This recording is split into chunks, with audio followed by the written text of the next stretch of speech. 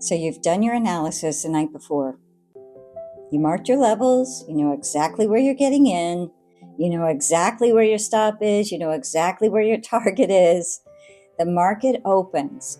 The setup prints perfectly. You get in. And for a moment, it feels right. Price moves in your direction. You're up a few ticks or points. You exhale, and then it pulls back. Just a normal pullback. Nothing unusual. Market noise. An experienced trader would tell you, stay in the trade. But something happens in your chest. It tightens. Your eyes lock onto that red number.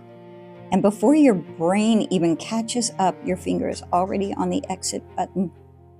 You tell yourself, I'll just protect my capital. I can get back in. You exit. And then you watch. You watch the trade reverse exactly like your analysis said it would and rip 40, 50, 60 ticks or points if you're trading the ES or the NQ futures in the direction you were in without you. The shame hits, then the anger, and before you can stop yourself, you're back in, chasing it, and the worst possible entry. And in a completely emotional state, now you're not just out of a good trade, you're in a bad one. Sound familiar? That's not a discipline problem. It's not a strategy problem. That is the panic seller. And today we're going to talk about exactly where that pattern comes from, and more importantly, what you can actually do about it. Welcome back to The Healing Trade. I'm Devin. I'm a certified life coach specializing in childhood trauma, a Reiki master, and I've been actively trading for 13 years, stocks, options, and for the last 2 years, futures. I'm not observing any of this from the outside.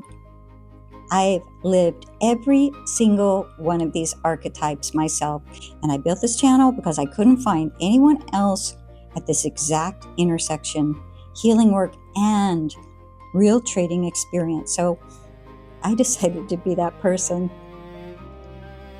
If you're here, or if you're new here, this channel exists at an intersection of trauma healing and trading psychology.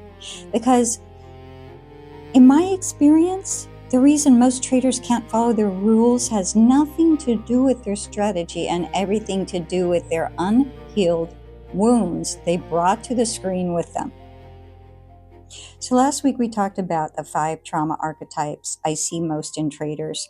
And today we're going to go deep on into the first one, the panic seller. If you haven't watched the first video yet, I'll link it above. It gives you the full foundation for everything you're going to need in this series. Now let's get into it.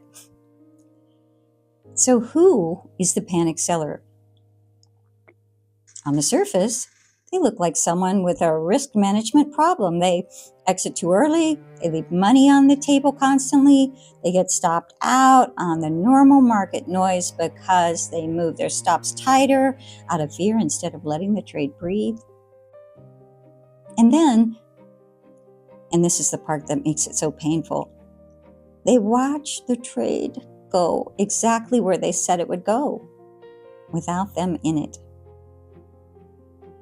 The panic seller knows their analysis is good. It's almost what makes it worse. They're not bad at reading the market, they're just incapable of staying in what they see. And so they develop this exhausting pattern. Good analysis, good entry, premature exit. Watch it work without them. Chase back in, lose, rinse and repeat, over and over and over. They think the solution is more discipline, more rules, maybe even a different strategy. Maybe if they just had an alert that told them not to exit early, but none of it works because they're treating the behavior, not the root. Here's what's actually happening. The panic seller grew up in an environment where things that felt good didn't last. Maybe money was unpredictable in their home. Sometimes there, sometimes completely gone. No warning, no explanation, just There it is one day, crisis the next. Maybe they watched a parent lose a job or make a bad financial decision that changed everything for the family. Maybe abundance was always followed by punishment, shame, or loss, so their nervous system learned, don't trust the good feeling, it won't last, get out while you can. Or maybe it wasn't money at all. Maybe it was love, or safety, or stability, any of the foundational things that a child needs that was inconsistent or unpredictable. A specific wound varies, but the nervous system response is always the same. When something good is happening, brace for it to be taken away. So now you're an adult. You're in a trade. It's going in your direction. And instead of feeling confident, your nervous system fires the same alarm it learned to fire in childhood. This won't last. Get out. Protect yourself now. And you listen. Because that alarm kept you safe once. It was a survival mechanism that made sense to you when you were a child with no control. But you're not a child anymore. And the market is not your childhood home. The problem is your nervous system doesn't know that yet. Money was inconsistent in my home growing up. My mother lived in constant fear that my father would gamble away his paycheck. So on Fridays, on his way home, she'd load us up in the station wagon and we'd actually go to his work, his place of employment, and get the paycheck physically from him. Sometimes we didn't do that, and she was worried that he'd gamble it away on the way home. And then if he did, the fighting would start. And as a kid, I soaked all this up. And believe it or not, as an adult, it had a role in shaping me as a trader. I was always waiting for the other shoe to drop. I get into how to heal this and reparent ourselves more deeply around childhood trauma on another channel.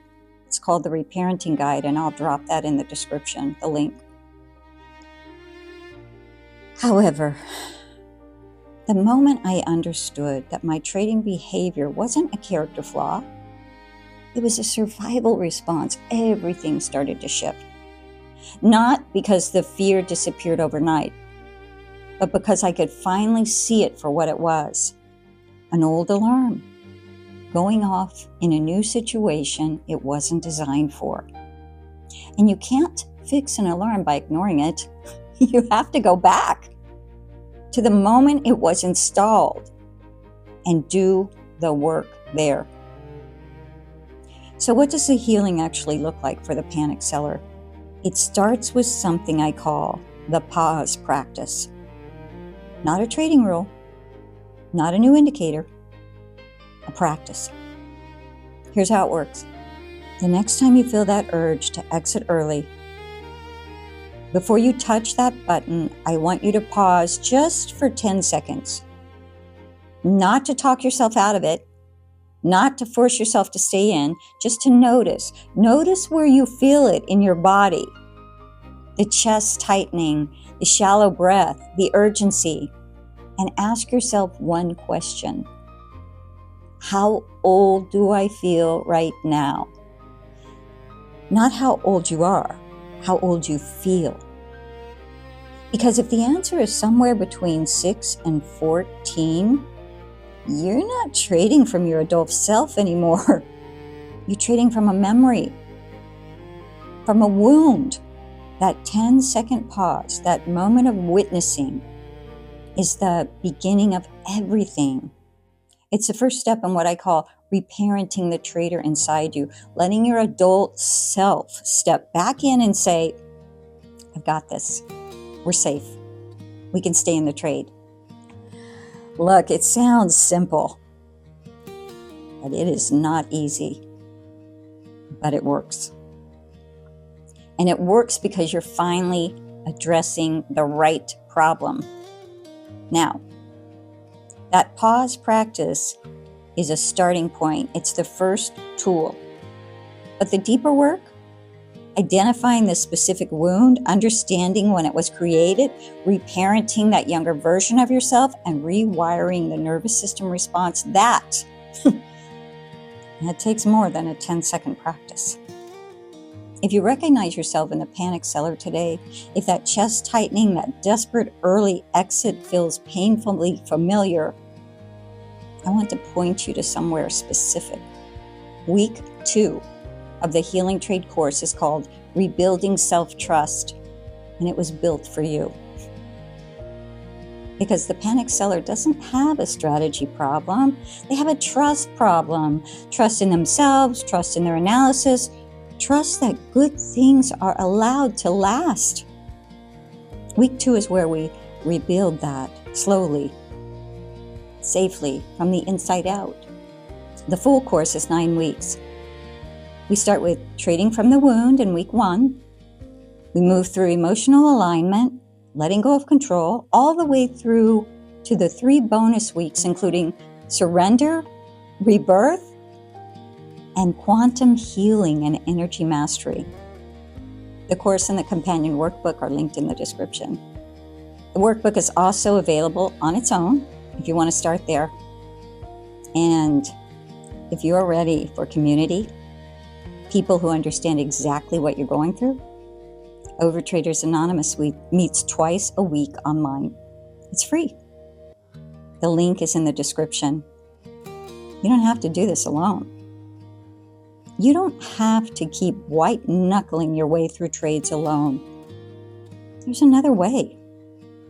Next week, we are going deep on into the second archetype. And honestly, this one might be the most painful one in the whole series. The revenge trader. The one who can't take a loss, who has to be right, who keeps doubling down, keeps going back in, keeps fighting the market until the account is gone. If you've ever said the words, I just need to get it back to break even, you don't want to miss this one. Subscribe so you don't miss it. Drop a comment below. Tell me if you recognize yourself in the panic seller today. And remember, the most important trade you'll ever make is the one you make with yourself. I'll see you next week.